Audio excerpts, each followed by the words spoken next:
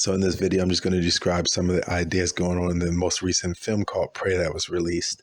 So first of all, this film came out recently. I saw the trailer for it about a few months ago, and I knew immediately once I saw it that we were dealing with the story of Artemis or the Huntress Diana, which is a play on like constellation Zoe. And you see this idea where there's an archer female who's rising up to take on against this big type of threat. Just think of something like the Hunger Games or Zoe Saldana playing in Avatar as she's the archer.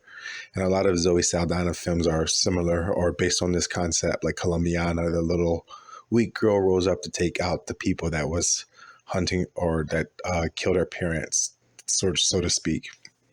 But in this Prey film, once it came out, once I started seeing more about it, I realized that there was also the story of Orion the Hunter and the Sirius Dog star companion being told in it as well. So just think of the idea of Orion the Hunter, the story with Artemis surrounding it. And when I mention these myths and these goddesses, I don't want you to think these are real people. They're just personifications or stories rewritten to mock or mimic what people are visualizing in the sky when they observe what the stars do. So they're really just personification of sky activity. And the reason why these stories are usually so good, no matter how mixed up they get or scrambled, is because there's a ring of truth to it. They're reenacting natural events. But when you watch films, you should imagine these characters as the stars, right? So we have this character in the show. Her name is Naru, which is kind of like Naruto, right? Naruto is a character or a story about the character of the sun. The character Naruto is literally the sun surrounded by his classmates who all represent different positions of that. And I did a video kind of briefly touching that idea. I'll do some more. But also we have her dog in this story of Prey, and her dog's name is Sari, which is also a jab that is Sirius the dog star, and that goes over most people's heads. Now, whenever you have a dog in a show and the dog is one of the main characters, you're looking at a play on the Sirius dog star idea, but you could also be looking at the dog position, which is just the position of the sun. But in this one, we know we're looking at Sirius dog star because we have this girl who is the hunter and her dog is her companion to help her fight the prey or predator. And like this dog has a star or a marking, on their forehead, letting you know that it's the sky. It's pointing up. And I think this goes over most people's heads because they get so caught up in how cute a dog is when they see them on a show. They don't realize that they're representing something. The same idea happens in I Am Legend with Will Smith and his dog. You know, the dog and Will Smith are two characters who don't belong in that reality. And you may say they do belong in that reality, but if you really think about it, that reality is a zombie-written reality.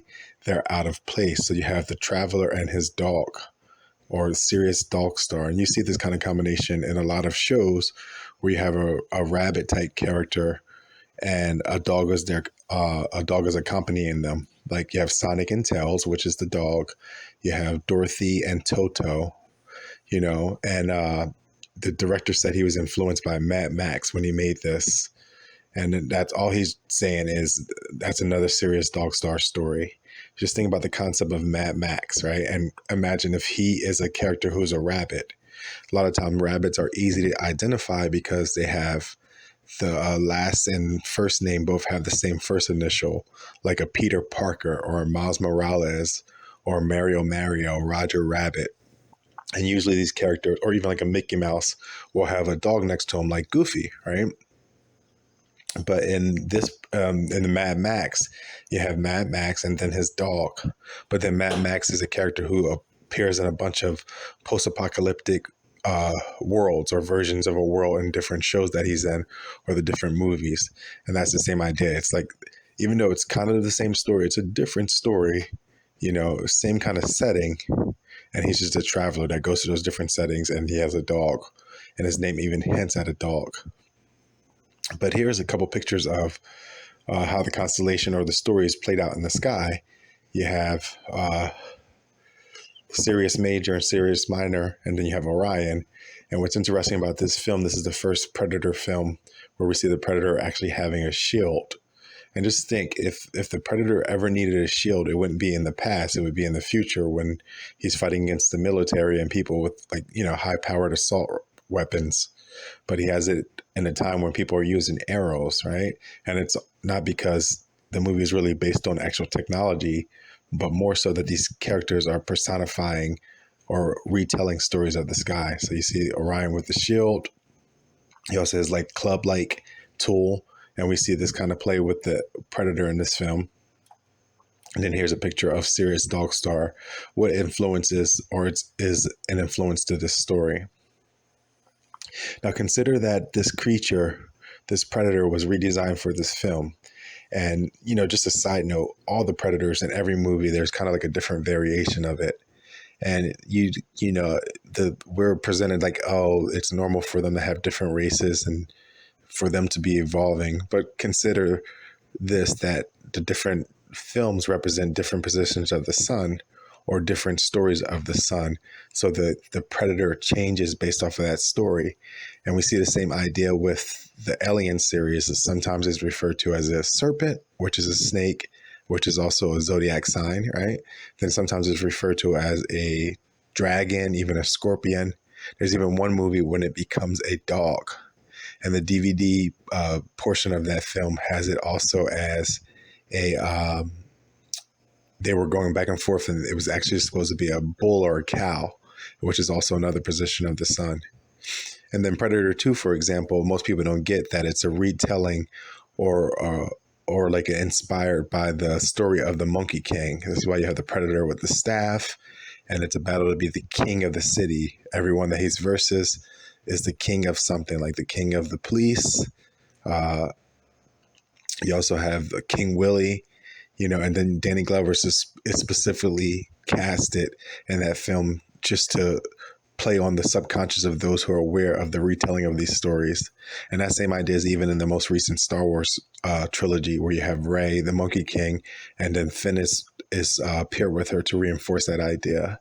And that just goes on and on, that these stories are all, the characters are really representing something that the sky is doing.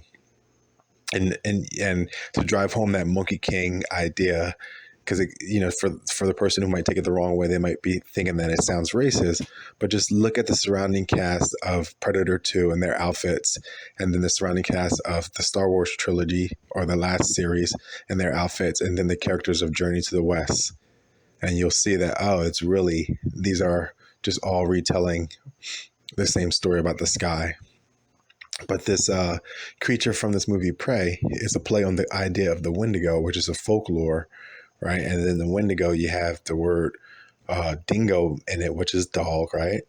But then also the appearance of it is kind of like a Taurus, and it plays on the idea of Orion the hunter with his shield and his club fighting the Taurus, right? And some pictures of Orion will have him holding a lion or, looking for a lion. And that's the kind of idea of this story in Prey. They first start off hunting or looking for a lion that they think is ravaging the town. So it's all the same thing, inspired by the same thing, and it all goes back to the sky. But this Wendigo creature is kind of a play or a folklore on the Bigfoot idea also. And it's funny, in one of the X-Men episodes, Wolverine, which is a play on the dog, right, was sent to track the Hawk. And Hawk is a play on the Bigfoot idea, but both Wolverine and the Hawk end up realizing that there's a Wendigo loose that's causing all the problems. So they both end up going after the Wendigo. And it's similar to it's almost the same story of this Prey, And no one, it's funny that no one just questions, like, why does this Predator look so bizarre versus the other Predators? And, that there's all these excuses coming out like, oh, it's evolution, or it's, just a different timeline. But I want you to start thinking about that they're actually representing different folklores and different stories and just different ideas of what the sun is doing. And they're just personified as characters. So another example would be this symbol right here, right? So this symbol is Sirius Dog Star symbol, right? And I know it sounds bizarre that how could this movie be related to Sirius Dog Star, right? Well, we have the dog named Sari, right? An event that's not supposed to be happening, a serious supernatural event, right? And just think about the story of Sirius Dog Star. It's told in Greek and Roman culture, but also Egyptian culture with the Anubis, the god of the underworld. This is where we get the idea of canine or cannabis, which is Anubis and canine put together, right? But this symbol right here is a hieroglyphic sigil representation of Sirius Dog Star. And if you look at the first half of this picture, it looks like the predator's mask, what the inscription on the mask looks like. But then if you look at the second portion, it looks like what's actually inscribed to the predator's head without the mask. To give you an example, just take a look at this. And it's not by coincidence. They're telling you the story. And for those with eyes to see, they can see that, oh, this is actually not an alien, right? But more so a story that uses the idea of an alien to tell the story of what people visualize in the sky, you know? And then we see this idea of prey in so many other films. You know, you see a film called Prey right here, where it has a Sirius Dog Star highlighted, right? And remember, the constellation Zoe or Zoe and Sirius are two different things, but sometimes stories will use that pairing to tell it. And if you can identify it in the story, you can kind of see that, oh, that's the idea or theme behind this. And then you have this movie called Prey right here with what looks like a Sasquatch idea or the Wendigo idea in it again, you know? And, you know, this is just to point back to the shield idea that I showed earlier.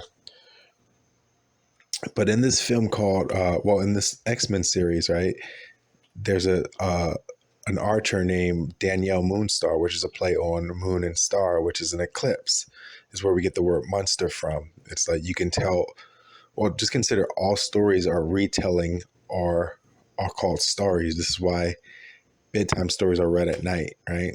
So that children or whoever's being read to can look up in the sky and imagine what's being said using the magic of the stars. Well, whenever you want to tell a story about monsters, the best way to leverage that is during an eclipse, right? And there's probably something to folklores or big monster stories really having power if they're created during the time of an eclipse, all right? And that's something to consider. But we have this character, Danielle Moonstar, right? And I forget her power. I think she can do like dream type stuff, or she's like a telepath, maybe even a reality bender, but I forget. But in the series New Mutants, she has an affinity, or she's linked to Wolfsbane, which is a play on the Sirius Dog Star idea. And Wolfsbane is a character who also gets feral, right? So she has a wild side and a calm down side. And funny, this most recent predator is called a feral predator, right? And so you have the Sirius Dog Star and this character, and I think at some points they're friends, some stories they're in a relationship. But whenever you see this kind of pair, you can always expect a portal. So when I realized what was being presented with those two characters, I knew that there was going to be portal opening in this film or something supernatural. And sure enough, the film has a theme of the students being prey or hunted, right? But then you have a girl who can open portals, magic, and then all the other characters' names go back to the sun. You have Sunspot, Cannonball, and I think the Sirius Dog Star character's name is Rain, which is a play on Ra. And then you have Pocahontas with her dog, right? And just consider she lived in a beautiful natural world, right? And her Sirius Dog Star's with her, and then invaders or Westerners come, and the reality kind of changes. And these are slick ways of using a constellation to stamp the story. Here's another story of an archer who's a dog. And we see this go on and on. We have this Native American archer from another reality in Never Ending Story. And his name is Trail. And he can communicate or work with a kid from our reality. And he also fights a wolf, which is another concept of a dog in this series. And then the most recent Hawkeye TV show, they added a dog to the mix. And most people just think that it's just something cute to do for the holiday. But what they're actually telling you is that this is a serious Dog Stars story here. And you have Night Wolf, who is the same idea. He's an archer, and then he also has wolves that he can summon. And the Birds of Prey, right? Same idea. And I believe one of the girls' name is the Huntress on a team of Birds of Prey. Maybe not in this version, but I think so. But, just think about the mask that the bad guys will in the black mask, and just think about the crazy mask that this new Predator is wearing, right? And there's also a game called Prey with a similar mask. But, you have Harley Quinn with her dog, right? And this is added because films are following a pattern of what the sky is doing. So we might think that this was just added for a comical scene, but it's really that they're retelling what the sky is doing. And how else can we do it other than creative ways of mixing it up, but it's still the dog is added for those who know what they're looking at. Same idea in the most recent Jurassic World series. You have Blue Star, right? Which is these raptors who are like dogs, or it's like a dog that the owner can train, right? Never heard of before, but people just accepted it, and they don't have no idea that it is a deeper meaning than what they're seeing. This is why they showed this raptor at some point hunt down a fox. And if you actually look in the store and you see what toy this comes with, it comes with this guy, the trainer, the Blue Sirius Dog Star, where we get the idea of Blue Star ointment, but it also comes with the fox. And then we see the same idea with Rambo, the archer, or the lone military dog who's being hunted by the military, and Predator. They both were added into Mortal Kombat 11 as downloadable characters pretty much around the same time, and it's not by coincidence. Even video games follow the Zodiac as far as balancing their character sheets and all. And I can demonstrate that in another video. But just consider that, this most recent Predator also now shoots arrows, right? And it's almost like he can control them telepathically, like Yandu from Guardians of the Galaxy, which is the same idea as the Sirius Dog Star with Rocket Raccoon. Rocket Raccoon was allowed to survive the endgame or the snap so that he could open the portal for the Avengers, because he's Sirius Dog Star. With him and Nebula combined, you're looking at Sirius Dog Star. And, just consider that, the Predator's homeworld, for the movies that they do show it looks like the sun. It looks like a place that is just hot and burning like the sun. And it's for that reason to let you know that these characters are really just retelling you stories of the sun or the sky. And different predators come, or different iterations. I believe one of the predators' name was Wolf.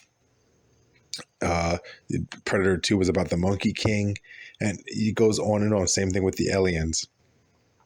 And if you even look at the toys, when they release these toys in store, sometimes they'll release a Predator toy that was never in the movie. Same thing with the aliens toys. Like you might see a red alien queen, right? And then you look at the year of when it's coming out, it's the year of the dragon.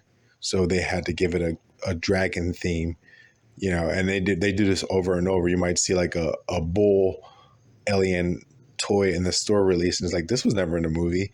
And then you look at the year that it's released, it's like, oh, this is the year of the cow. And the same idea goes on and on, because characters in story are really just there to mimic the sky. This is why they're called the cast. So that's it for this video. I wanted to just do something quick, all my quick thoughts about this film and what I saw in it, when watching it. You remember, it's the story about Orion and Orion the hunter with its Sirius dog. And then also it incorporates the folklore of the Wendigo, or the Bigfoot chase. And over you see these ideas in other stories that also have similar themes. So that's it.